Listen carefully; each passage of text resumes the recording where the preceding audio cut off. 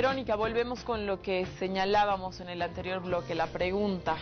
Hemos visto en los titulares de prensa, rápidamente se pudo resolver, y eso es una cosa que obviamente saludamos y nos alegra, el caso del asesinato, del criminal asesinato de Sofía Calvo. 15 años después, recién Patricia Flores tiene justicia. ¿Qué te refleja esto para ti? Voy a tratar de enfocarlo desde el punto desde donde lo veía, ¿no? Yo creo que sí celebramos en esta mesa de que haya sido un proceso muy rápido, en 48 horas había un dictamen, pero he oído muchas voces que más bien lo que hacían era cuestionar por qué había salido en 48 horas. Entonces, claro, uno ahí encuentra la dicotomía absoluta, ¿no? O sea, dices, ¿en qué quedamos? Hablamos mal cuando hay retardación de justicia, y cuando hay celeridad y todo sale muy pronto, también la cuestionamos. Me preocupa el hecho de que no hayamos podido, y vuelvo a la norma, la resolución del caso de Sofía Calvo de forma tan expedita, tan rápida, tiene explicaciones absolutamente coherentes que toda la ciudadanía debería poder entender, o por lo menos la gente que lo cuestionaba, que yo he visto que en su mayoría son abogados, lo cual me preocupa más. La ley integral para garantizar una vida libre de violencia a las mujeres establecía ya la figura del feminicidio, la introduce como una figura penal. Me preocupa también cuando hay autoridades que dicen vamos a hacer que el feminicidio tenga pena de 30 años, cuando eso es algo que ya está estipulado en la ley. Entonces, claro, uno dice, ¿por qué nos extraña tanto si más bien deberíamos aplaudir y decir qué bueno que aquí hay un espacio que finalmente, por presión social, por presión mediática, por presión política, está funcionando? Esta ley, de la que tanto se ha dicho que no se pone en funcionamiento y demás, finalmente está generando una segunda instancia. Ya hubo en enero un primer momento en el que ya hubo una primera sentencia por feminicidio, esta vendría a ser la segunda. Entonces yo creo que, bueno, concretamente sobre el caso, creo que hay que aplaudir cuando hay esta celeridad, ya sea por las razones por las que sea, y más bien hay que convertirlo en una buena práctica jurídica. Está absolutamente amparada en una ley que se ha puesto en práctica, y hay que, así como se cuestiona que hay muchas cosas que no se cumplen en las leyes, hay que aplaudir, hay que visibilizar y hay que informar cuando se cumplen, como en este caso, que ha sido muy rápida, y concretamente se ha puesto en ejercicio la ley integral para garantizar la vida, a las mujeres una vida libre de violencia. Armando, estamos atravesando los bolivianos una crisis de valores. Buena pregunta. Depende cómo lo defines. Yo creo que más que crisis de valores, lo que estamos nosotros enfrentando son nuevos retos en un proceso de modernización y en un proceso de cambios sociales muy profundos. Y este proceso lo tenemos que saber gestionar de una manera inteligente, y espero con valores democráticos. Ahí sí me cuelgo al tema de los valores, ¿no es cierto? Porque también a veces estos discursos de los valores nos llevan también a las salidas solamente represivas, ¿no? Hay una cierta interpretación de que todo esto que está pasando es porque todos hemos perdido los valores, somos una sociedad absolutamente libertina de alguna manera, los hijos no respetan a los padres, nadie respeta a las autoridades. Y bueno, la conclusión es alguien tiene que ponerlos en regla, ¿no es cierto? Entonces, Seguro que no será la policía. Seguro que no será la policía. En tu casa no creo. Exacto. Pero sin embargo, pero por ejemplo el caso del senador del candidato fue muy interesante. En el fondo su respuesta va en ese sentido, ¿no? Frente a algunas cosas que ves extrañas, lo que pasa es que todo el mundo tiene que volver a ciertas costumbres que entre comillas son más adecuadas para garantizarte la seguridad, ¿no es cierto? Mira cómo son esos manejos. Pero yo diría, más que crisis de valores, yo diría sí, estamos frente a nuevos retos que son producto también de la propia evolución del país, y son retos que no se van a acabar, porque las evoluciones del país ya están ahí, ¿no es cierto? La gran pregunta que tendríamos que hacernos es cómo respondemos desde un punto de vista democrático, desde un punto de vista de respeto también de derechos y también de protección de las libertades de las personas, de todos, cómo respondemos a esos nuevos desafíos y cómo incluso nos adecuamos nuestras instituciones a cosas que tal vez nos parecían extrañas hace unos 10 años y ahora tenemos que Desde asumirlas. tu perspectiva, Armando, ¿la Iglesia tiene algún rol? Bueno, yo supongo que todas las personas que son creyentes pueden encontrar en ciertos elementos valóricos que plantea la Iglesia digamos, un apoyo, digamos. Yo creo que ahí sí, ahí hay como un conjunto de credos y de valores morales también más, yo diría, cívicos, no religiosos, son importantes finalmente, ¿no es cierto? Pero vuelvo al tema, cuando hablamos mucho de valores, de valores cívicos, de volver a cierto grado de responsabilidad ciudadana, la pregunta es ¿cómo hacemos eso? Es decir, ¿cómo se come eso? Porque es fácil como discurso, pero ¿cómo comes eso? Yo ahí sí me uno mucho a lo de a lo de Hugo, ¿no? ¿Dónde tenemos que plasmar nuevos tipos de valores cívicos, nuevos tipos de valores en las comunidades, etcétera? Lo tenemos que plasmar en los espacios, en generando espacios urbanos donde participemos, en uniéndonos a procesos de cooperación en la seguridad, por ejemplo, en los barrios. Es decir, eso es lo concreto de estos nuevos valores en estas nuevas ciudades complejas en las que estamos viviendo. Y entonces tenemos que, no solamente es un tema así medio retórico, sino ¿dónde es? Por ejemplo, restaurando, evitando que el tema de seguridad sea solamente meterte a tu casa, sino al contrario, es saliendo y haciendo comunidad con nosotros, ¿no es cierto? Hugo, te traslado la pregunta, en una iglesia tan politizada como la que tenemos en Bolivia, ¿cuál es el rol de la iglesia en este tema en particular? Yo creo que la iglesia, desde todas sus expresiones, transmite pues valores, comunidad de fe, hay una íntima relación con los ciudadanos que necesariamente reproducen el comportamiento, es decir, y volvemos un poco a la familia, ¿no? Es decir, la familia que se desintegra y que está disasociada, que tiene descontrol y encima por toda la vorágine y de la dinámica de la información hoy, del mundo tan estresado, ¿no? Para los ciudadanos, yo creo que una muy buena opción para poder fortalecer la persona es sin duda acudir también a la fe. Es decir, por eso es que el papel de la iglesia yo creo que es clave para poder inyectar también principios, valores, formación en el ciudadano. Es decir, un ciudadano ausente de eso puede ser más proclive. Dentro de una institución pública. En ese entendido, ¿qué otras instituciones que no sean necesariamente las gubernamentales y fuera de la iglesia, porque ya hiciste mención, están contribuyendo y de qué manera están contribuyendo para los temas de seguridad ciudadana? Por ejemplo, en Santa Cruz a mí me sorprende de que las instituciones como el CEDURE, por ejemplo, fundaciones, ABINA y otras, están en un permanente trabajo de poder focalizar los temas que tienen que ver con la ciudad, con el ciudadano, con el comportamiento ciudadano, con la formación del ciudadano. Y claro, también me sorprende de manera muy grave que esas responsabilidades que debían ser encaradas por la entidad pública del nivel subnacional prácticamente está ausente de programas de formación ciudadana que vayan a reforzar precisamente a la población vulnerable, a la familia que está desconectada, al joven que no tiene empleo, es decir, a esa población que finalmente se reproduce en la desigualdad. Es decir, yo veo con mucha preocupación esas ausencias, pero notables, de inversión pública en formación ciudadana. Pero también he podido ver, por ejemplo, la revolución Gigote y un poco lo que se ha marcado desde el plano de la sociedad civil organizada, que es muy auspicioso. Es decir, uno encuentra de que hay energías sociales que se disponen en la posibilidad de fortalecer, de poder trabajar en esto. Es decir, no se necesitan más leyes, Susana, ordenanzas, leyes municipales, un poco yo coincido, no se necesita más leyes, se necesita hacer que el ciudadano cumpla las leyes, que el ciudadano sea consciente de que si A y B están prohibidos, debe acatarse, pero para eso hay que trabajar todo un proceso formativo.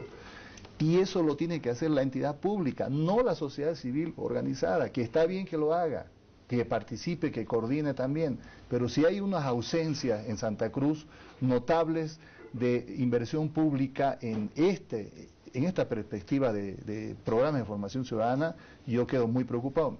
Fíjate, el presupuesto que tiene Santa Cruz para infraestructura, para pavimentación, alcanza los 800, 900 millones de bolivianos. Pero para cultura, Santa Cruz solamente tiene 13 millones de bolivianos. Entonces, el ciudadano que nos está viendo se da cuenta de que en Santa Cruz sí hay una infraestructura notable que ha avanzado en los últimos años. Pero la cultura tiene 13 millones de bolivianos. Y para la Defensoría de la Niñez solamente se programa 23 millones de bolivianos. ¿Qué significa eso? Que los porcentajes que se asignan a estos temas, que tienen que ver con programas de contenido social, trabajando con los jóvenes, con los niños, con las madres solteras, no se preocupan. Pero sí la infraestructura ha cambiado Santa Cruz, pero no ha cambiado al ciudadano, que hoy sigue teniendo problemas. Verónica, en la línea de lo de Hugo, quisiera que me comentes el tema del rol de las instituciones que no necesariamente pertenecen al Estado, ¿no? Y fuera de los medios de comunicación, porque sobre eso ya hiciste bastante énfasis. ¿Cómo lo ves tú? ¿Cómo ves tú el rol de la Iglesia otra vez? Quiero insistir un poco con la Iglesia porque, bueno, hace poco hemos tenido un titular de prensa donde vemos otra vez una iglesia altamente politizada, y entonces en estos temas uno entendería que ahí sí la Iglesia debería hacer un énfasis pues especial, ¿no? Y no en otros, pero bueno, coméntame, Verónica. Bueno, en esta parte del enfoque yo no podría estar más de acuerdo ahora sí con Armando. Creo que la Iglesia tiene que ser funcional para trabajar y para fortalecer los valores de quienes comulgan con ella. Ese es su rol, esa es su labor en la sociedad, ese es su espacio, y está bien. Por supuesto que no coincido de que genere algunas opiniones dentro de la misma lógica que hablábamos hace rato, un escenario social, una opinión pública con la cabeza caliente, se suma, digamos, a estas instituciones, autoridades, etcétera, etcétera, que tiene que decir algo porque va a ser muy mal visto que no se diga. No obstante, yo no dudo de que la Iglesia Católica particularmente hace este trabajo de la forma en la que ha decidido, y seguramente norman sus reglas, sus lógicas, sus dinámicas con quienes son sus fieles. Pero coincido con Armando precisamente en el hecho de que cuando se trata de ciudadanía, ahí hay que generar nuevas lógicas, nuevos códigos, nuevas dinámicas comunes. Esa es la única forma, ese es, yo creo, el punto de partida y el gran logro que se puede generar cuando realmente haces políticas de cultura ciudadana. Otras instituciones, Verónica. Bueno, yo me animaría a hablar de algunas instituciones de las que siento alguna ausencia, como por ejemplo el Defensor del Pueblo. Justamente hablaba con una amiga hace poco de que yo tenía la sensación, por lo menos en los años 90, de que había un rol más activo en lo que tiene que hacer, ¿no? La promoción y la defensa de los derechos humanos. Yo sigo mucho los casos de feminicidio, ahora se ha asociado mucho inseguridad ciudadana con violencia contra la mujer, porque lastimosamente muchas de las cifras que engrosan la inseguridad ciudadana tienen que ver con violencia contra la mujer. Y he tenido la suerte de trabajar muy cerca de estos casos y del seguimiento de las leyes, por lo menos, que se han generado para tratar de trabajar estas cosas. Y extraña mucho la ausencia del defensor, más activa. Yo debo decir que desde una opinión muy personal yo lo veo muy presente en temas muy políticos. El punto es que como opinión pública en general politizamos todo, ¿no? Y está bien, uno puede ahí tener una opción que jugar y una opinión que decir, pero no alcanzo a visibilizar de tal magnitud como lo tenían hace una década o más, el trabajo no solo de promoción de derechos humanos, que yo lo recuerdo muy mediático y recuerdo ver siempre mucho prevención, promoción, sino también el de seguimiento a algunos casos en concreto, concretamente a los casos de violencia de género. No los he visto por ahí, probablemente es una percepción muy personal, pero probablemente tiene que ver con eso. Hablando de roles institucionales, lo que sí yo siento mucho es la falta del rol de las instituciones académicas y de generación de conocimiento en el país. Mira, yo creo que otra vez volvemos al tema, son cosas nuevas, estamos enfrentando a nuevos fenómenos Y necesitamos, me parece, para poder enfrentarlos de una manera eficiente, tener información, tener más conocimiento sobre estos procesos. Imagínate que es muy difícil encontrar información, aparte de las entes gubernamentales. No es una línea de investigación, por ejemplo, en las universidades. Hay muy poca información sobre seguridad ciudadana. Cuando tú vas a otros países, hay una enorme cantidad de cosas que se están haciendo. Entonces es obvio también el tipo de respuestas que tú encuentras en la sociedad boliviana frente a estos temas también están reflejando una cierta carencia y una enorme pobreza también en la capacidad que tenemos como sociedad para generar conocimiento sobre esto, nuevas ideas, nuevas lecturas. Porque mira, otra experiencia del mundo internacional, digamos, en temas de seguridad, es que no hay modelos, no hay fórmulas exactas. En realidad cada país tiene que ir encontrando ciertas fórmulas que van a ser adecuadas a su sociedad, a su cultura. Pero bueno, para que encontremos fórmulas necesitamos un cierto grado de información y conocimiento, ¿no? Y eso es terrible. El otro día una amiga que trabaja en estos temas me decía, por ejemplo, que solo encontrar estadísticas buenas de la policía ya es todo un problema, solamente para tratar de captar mejor el fenómeno de estos fenómenos de inseguridad, porque en la policía no hay buenos sistemas por hablar de un lugar donde debería haber. Pero cuando tú ves esto en las universidades, en los centros de investigación, a mí me llama la atención, siendo este ya uno de los primeros problemas de preocupación de la ciudadanía. Sí. Hugo, me decías, hacías un énfasis a lo que decía Verónica. No, bueno, yo veo también que en el caso de Santa Cruz, por ejemplo, el defensor del pueblo sí ha sido más activo, digamos, ¿no? Yo lo he visto personalmente y en coordinación institucional.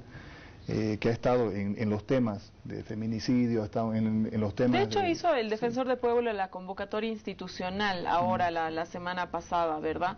El martes de la semana pasada, sí. Creo que fue el defensor del pueblo. ¿Y cómo fue en el pacto institucional? ¿Santa Cruz está llegando a algún tipo de acuerdo? Más allá de...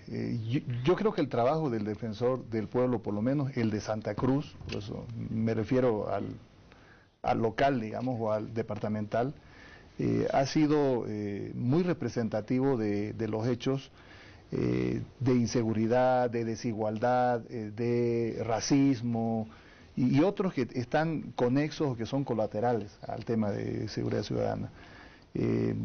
Por ejemplo, la cárcel de Palmasola en Santa Cruz, tú sabes que el año pasado hubo un incendio, claro, por supuesto, un incendio. Y eso aperturó toda una información sobre la precariedad y sobre el sistema carcelario, ¿no? Ese es un tema, por ejemplo, que hay que trabajarlo, porque está descubierto, se lo ha descubierto, pero ¿a qué nivel más está eso? Y ahí se debería trabajar descentralizando y desconcentrando y asignándole esa responsabilidad, por ejemplo, a la gobernación. Es decir, la gobernación debería hacerse cargo definitivo, competencialmente de esta área que me parece muy importante también, que no se resuelve y que finalmente es un espacio que provoca y que promueve también desde ese lugar inseguridad pública en la ciudad. Es decir, hemos visto casos incluso de gente que desde la misma cárcel ha provocado todos estos procesos de criminalidad y de violencia, pandillaje, secuestros, etcétera, que son parte ya de la criminalidad conocida, urbana, en otros lugares, pero que en Bolivia empiezan a hacerse evidentes ya. Y yo no podría hablar de mafias, qué sé yo, pero de que hay ese tipo de hechos ya criminales en la ciudad y están muy conexos con el tipo de cárcel que tenemos. Es decir, no se puede seguir con los niveles desconcentrados, descoordinados y finalmente sin ningún tipo de resultado efectivo. Armando, ¿cuáles serían unas experiencias exitosas de ciudades exitosas que han podido cubrir o resolver problemas de inseguridad ciudadana reales y haber transformado sus índices? Me hablabas de Costa Rica, que había tenido una... política nacional, ¿no? Como ciudades creo que las mencionó a dos muy importantes, creo que son ejemplos latinoamericanos, Bogotá y Medellín. Sí. Bogotá y Medellín partieron de niveles de inseguridad muy fuertes en los años 90 y en un lapso de un decenio transformaron y bajaron mucho, digamos, los niveles de inseguridad. Y fue justamente por una conjunción muy inteligente de políticas urbanas muy adecuadas, políticas sociales bien focalizadas y también reforzamiento de la labor de la policía en esas ciudades, ¿no? Pero el conjunto bajo. Yo creo que hay algunos ejemplos. Hay algunos ejemplos muy interesantes de políticas de seguridad en Brasil, por ejemplo, desconcentradas en diferentes ciudades. Y probablemente tenemos ejemplos bien interesantes de policías que funcionan de otra manera. Por ejemplo, el caso costarricense es interesante. El caso nicaragüense se conoce poco, por ejemplo. Es una policía pequeña, relativamente pobre, y es probablemente el país más seguro de Centroamérica. No me digas, yo tenía la idea totalmente contraria de Nicaragua. No, mira, de hecho la policía nicaragüense se la pone como ejemplo de una de las policías más eficaces de América Latina, al casi al nivel de los carabineros chilenos y con recursos infinitamente más bajos. ¿Y cuál es, digamos, por ejemplo, la clave del éxito de los nicaragüenses en el tema policíaco? Es que tú tienes una policía inserta en la comunidad. Ahora, obviamente, a veces por esto decía, el modelo que tenemos que elegir, tenemos que verlo cómo lo trabajamos. Eso también es una herencia de la revolución, pues. Si la revolución hizo tabla rasa con la vieja policía de la dictadura de Somoza y se creó una nueva policía. Y una policía con principios que tienen mucho que ver de inserción dentro de la comunidad, de trabajo con la gente de los barrios y de las comunidades. El policía está ahí, es un personaje dentro del barrio, hace trabajo lo social, por ejemplo, con los muchachos, etcétera. La gente lo respeta y al mismo tiempo brinda servicios de seguridad, ¿no? Y todo eso en una estructura bastante flexible y donde al final tampoco no hay ni helicópteros, ni cámaras, ni nada, pero sus resultados son bastante eficaces. Y la clave es justamente esa capacidad de inserción en la comunidad, ¿no es cierto? Ahora, esas cosas son cosas que, insisto, por eso venimos al tema, tampoco es solo decir mañana hagamos a la policía a la nicaragüense, eso implica un montón de cambios organizacionales muy complicados en la policía, pero bueno, pues podemos empezar a orientar. Y quisiera hablarte una cosita sobre lo de Hugo, y quisiera ponerlo como un tema que a mí es lo que me da miedo ahorita. Es decir, el caso de Palmasola es el mejor ejemplo de cómo un hecho traumático del que todo el mundo habla durante una semana, después no tiene ningún resultado. Sí, estamos un año después, hay algo así como 30 y algo personas que han muerto en circunstancias atroces hace un año, ¿no es cierto? Durante una semana hemos hablado de cambios en las cárceles, de qué drama, la seguridad ciudadana en Bolivia, todo el mundo nos hemos rasgado las vestiduras. Un año después, ¿cuáles son los cambios? Estamos en camino, digamos, y no quiero decir que tiene que haber cambios de la noche a la mañana, pero por lo menos podríamos haber aprovechado este año en una discusión de fondo sobre cómo pensar el nuevo sistema carcelario boliviano, empezar a hacer algunas medidas, ¿no es cierto? Pero bueno, al año empezamos a discutir otra vez, ¿se acuerdan de Palmasola? Y el problema carcelario sigue igual, ¿no es cierto? Más allá de algunas cosas interesantes que hizo el anterior director penitenciario Llanos, ¿no? Vámonos a un corte y ya volvemos en esta Casa No es Hotel para seguir hablando de inseguridad ciudadana. La autonomía no llega. Ahora ya se llama.